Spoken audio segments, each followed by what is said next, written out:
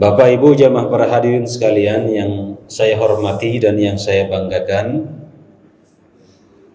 kita akan melanjutkan pembahasan kita seputar tafsir, atau kita akan mentadabburi beberapa ayat di dalam Al-Quran. Sebagaimana tadi disampaikan, kita akan mendalami atau menyelami makna dari surat Ibrahim ayat ke-7, di mana ayat yang singkat dan pendek ini merupakan mengandung kaidah atau bagaimana cara hidup kita yang benar. Kalau ayat ini diamalkan, kalau ayat ini kita terapkan dalam kehidupan kita, maka akan membawa manfaat yang luar biasa. Di dalam surat Ibrahim ayat ke-7, Allah Subhanahu wa taala menyatakan, ayat ini sudah masyhur ya. Ayat ini sudah terkenal. Ya, insyaallah kita sudah hafal bagi yang hafal. Yang belum ya tinggal hafalkan.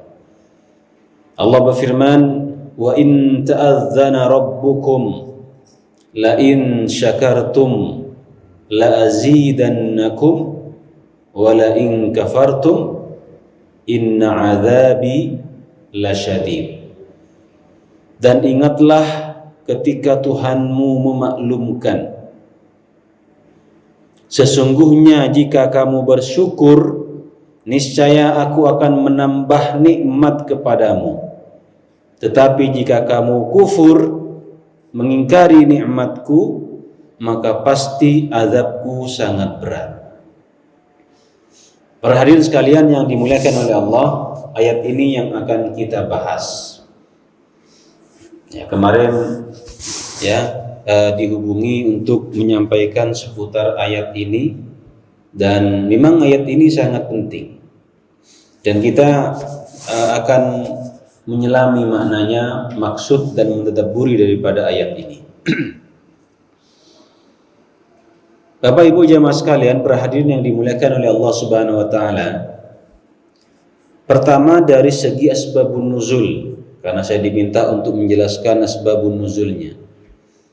Jadi asbabun nuzul di dalam Al-Qur'an itu ada dua macam. Ada asbabun nuzul secara khusus dan asbabun nuzul secara umum.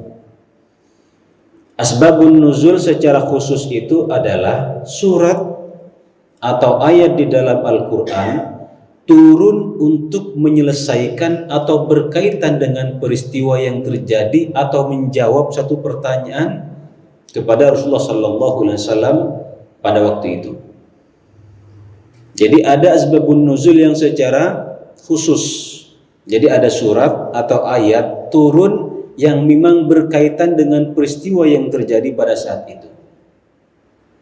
Contoh misalkan orang-orang kafir, orang-orang kafir Quraisy, mereka itu sudah mulai cemas dengan dakwah Nabi. Mereka mulai merasa ada perkembangan yang pesat terhadap dakwah Nabi. Mereka khawatir dengan perkembangan dakwah yang dibawakan oleh Nabi ini akan menghilangkan adat istiadat mereka. Akhirnya mereka datang untuk berdiplomasi dengan Nabi. Hai Muhammad, yang diutus, yang diwakili oleh Amr bin Suhaib. Hai Muhammad, aku ingin memberikan tawaran kepada engkau. Ya, bagaimana supaya ibadah kamu, agama kamu tetap berjalan dan agama kami juga tetap berjalan. Bagaimana kalau kita sepakati 1 tahun kami akan ikut menyembah Tuhan engkau, dan tahun berikutnya kalian ikut menyembah Tuhan kami. Jadi mereka itu sudah putus asa sebenarnya. Mereka sudah khawatir melihat perkembangan dakwah Nabi itu sudah luar biasa. Jadi agar adat istiadat agama nenek moyang mereka tidak hilang, kebiasaan jahiliyah mereka tidak hilang, mereka ingin setahun muslim, setahun berikutnya kafir, begitulah kira-kira. Nabi tidak menjawab. Kenapa? Karena Nabi itu, apa yang dikatakan oleh Nabi itu adalah wahyu. Wa ma yantiqu 'anil hawa in huwa illa wahyu yuha. Tidaklah Muhammad itu berbicara atas dasar hawa nafsunya, melainkan wahyu yang diwahyukan. Jadi kalau apa yang keluar dari mulut Nabi itu adalah madu, tidak ada racun-racun sedikit pun. Kalau kita ini kan banyak racunnya daripada madunya. Jadi setiap kata perkataan yang dikeluarkan oleh Nabi itu adalah wahyu. Maka Nabi itu tidak pernah bercanda-candaan yang tidak bermakna. Apa yang didiamkan oleh Nabi itu adalah makna. Ya, apalagi yang diperintahkan, yang didiamkan saja ada maknanya. Yang didiamkan oleh Nabi itu berarti halal, boleh. Kenapa? Tidak mungkin Nabi itu diam terhadap kemungkaran. Jadi kalau itu tidak halal, tidak baik, tidak benar, maka Nabi pasti akan menegur. Jadi Nabi diamnya saja itu ada maknanya. Jadi Nabi tidak langsung menjawab permintaan orang-orang kafir Quraisy ini. Beberapa waktu, 3 hari, 4 hari baru turun ayat Al-Quran, surat Al-Kafirun. Qul ya ayyuhal kafirun la a'budu ma ta'budun wala antum 'abiduna ma a'bud wala ana 'abidum ma 'abadtum wala antum 'abiduna ma a'bud lakum dinukum waliyadin. Tegas, saya tidak akan menyembah Tuhanmu dan kamu pun tidak akan pernah menyembah Tuhanku. Bagimu agamamu dan bagiku agamaku. Jadi surat ini turun dengan satu peristiwa untuk menjawab peristiwa satu permasalahan ketika itu. Ini namanya asbabun nuzul yang secara khusus. Dan tidak semua Al-Quran itu punya asbabun nuzul secara khusus. Tidak semua ayat dari surah Al-Fatihah sampai An-Nas itu ada asbabun nuzul secara khusus. Imam Suyuti dan juga Imam Al-Wahidi menulis asbabun nuzul hanya segini, 1 jilid. Bukunya tidak tebal, padahal tafsirnya kan luar biasa. Ya, hanya beberapa lembar, mungkin 400-an halaman. Tidak banyak, karena memang tidak semua dari Al-Fatihah sampai An-Nas itu punya asbabun nuzul. Ya. Yang kedua, ya, asbabun nuzul secara umum. Maksudnya apa?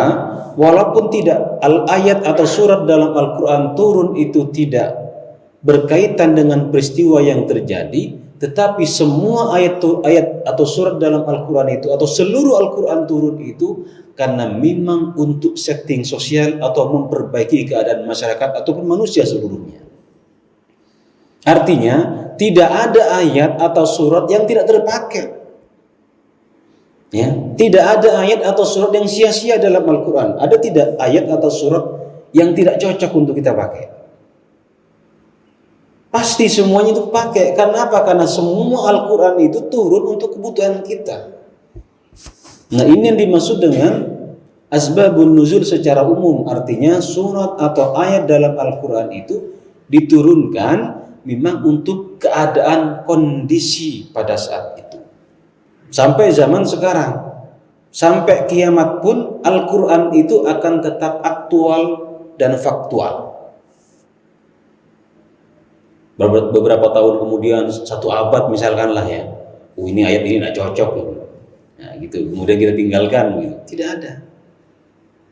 Nah, jadi itu asbabun nuzul secara umum. Jadi semua Al-Quran turun itu pasti ada sebab, paling tidak kondisi sosial masyarakat pada saat itu atau saat ini juga boleh. Pasti akan cocok, pasti akan sama.